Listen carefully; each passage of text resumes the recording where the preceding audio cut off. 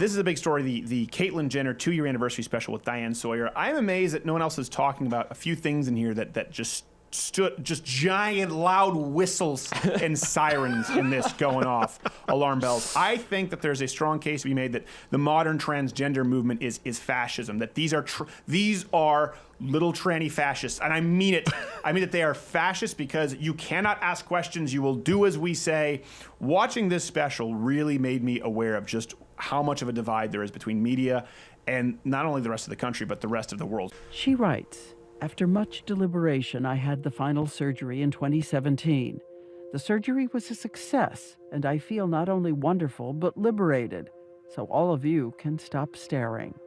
But I wasn't less of a woman the day before I had the surgery than I was the day after I had the surgery. Which begs the question, why do the surgery? I mean, I watched him going, is it me? I was just as much of a woman who sounded like the Joker from the Batman comics before the surgery. Then why do it? Because I felt liberated. How did you feel liberated if you were already a woman? Then she issues a kind of social warning, saying this is a topic only a transgender person can bring up, and the rest of us should never ask. You know, So and I would make a suggestion to all people out there, don't ask the question. It's not an appropriate question to ask. I guess a different don't ask, don't tell. It's never appropriate to ask the question.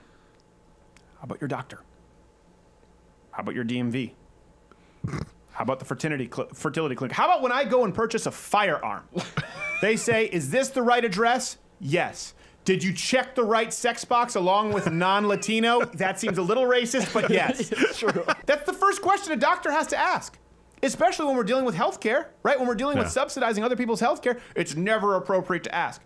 Sometimes it's appropriate. Sometimes it's appropriate for doctors. Sometimes it's appropriate for identification. Sometimes it's appropriate for concerned parents when it comes to modesty or maybe concern. It's like, listen. I don't hate you, but I think it's kind of appropriate. You're going to be showering with my daughter.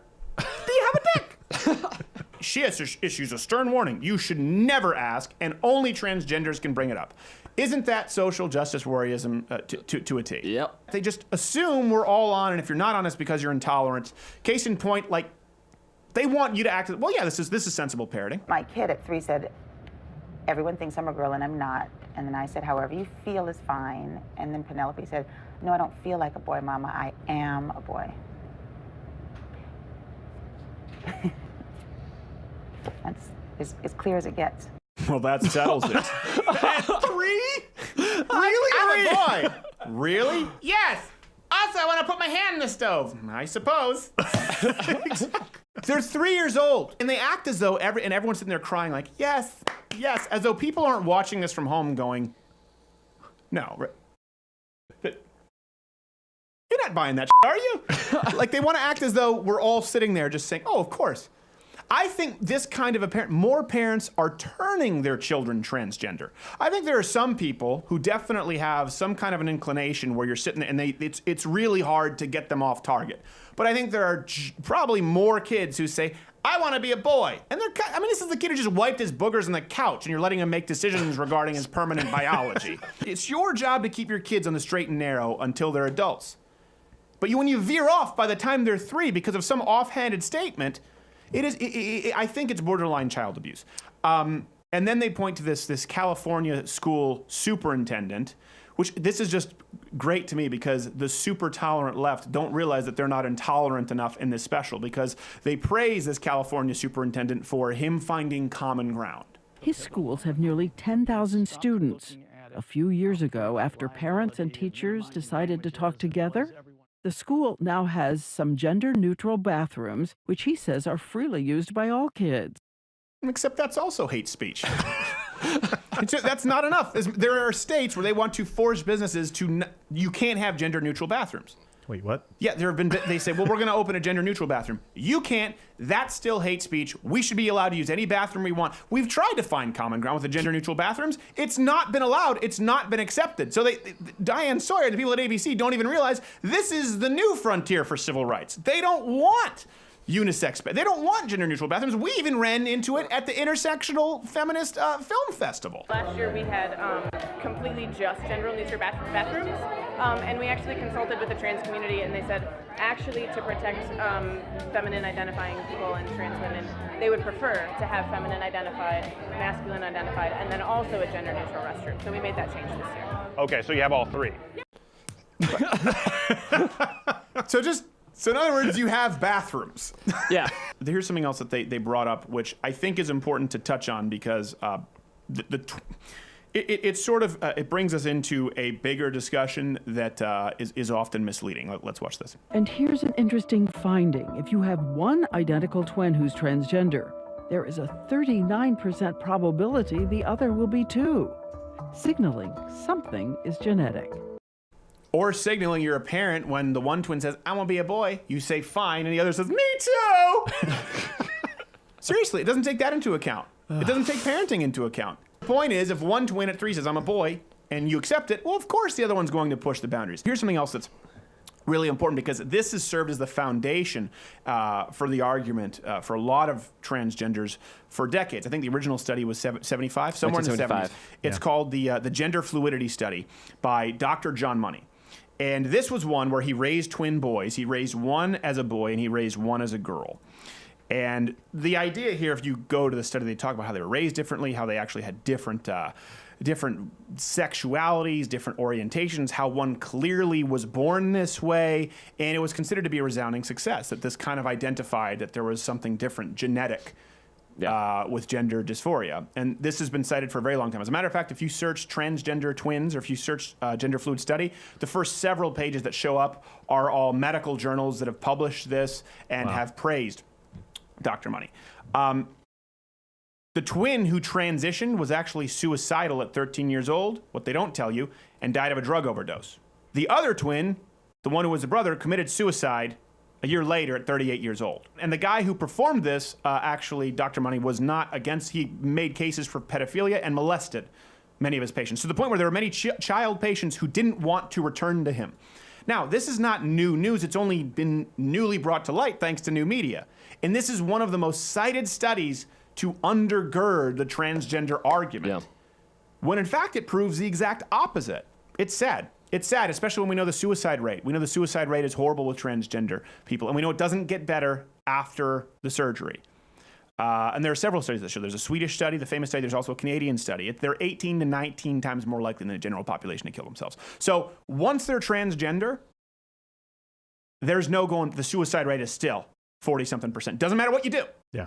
So if you want to save lives, if your goal is just to save lives, and you want to be on the happy trains, it's about personal happiness. The fact is, if you go down that path, you put that kid on the path at 3 years old, transgender, you say, we're going to go along with this, 41% likelihood that kid tries to kill himself. You've created that path. Doesn't matter if you think they're happier and they seem really unhappy at 3 or 4 years old. Doesn't matter if you give them their first pump of estrogen at 9 because they really, really want it.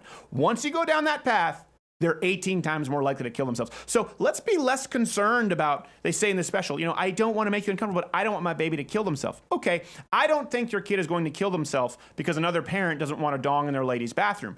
Your kid is going to attempt suicide statistically 19 times, 18 times more likelihood because you've allowed what appears to be a very serious psychiatric condition to go unchecked. The end game is the same.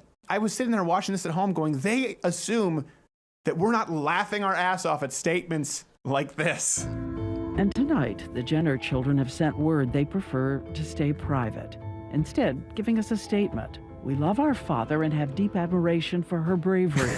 Every family has unique milestones, but we can honestly say... They just say it as though that's just common language to everyone else. From cave people clobbering women with clubs and dragging them back into their hut, Dad has been he. Okay? Okay? They're so out of touch in New York and DC and LA, they don't even realize that people are watching this laughing like we are, and that's the vast majority of the country. Case in point, there was this video. पर फिर भी उन्होंने हमेशा मेरा ख्याल रखा है।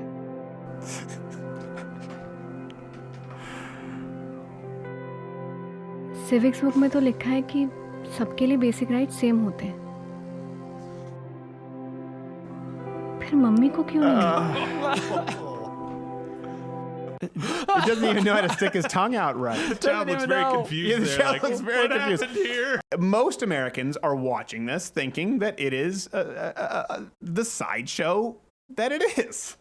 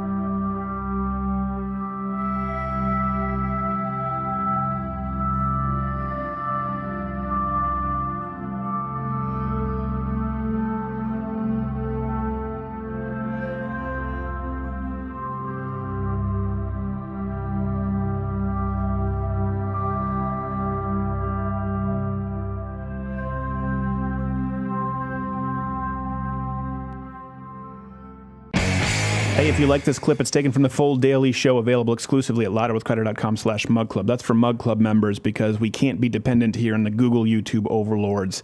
Subscribe there. We have a daily show, full hour every day. If you don't, well, there's no saving you.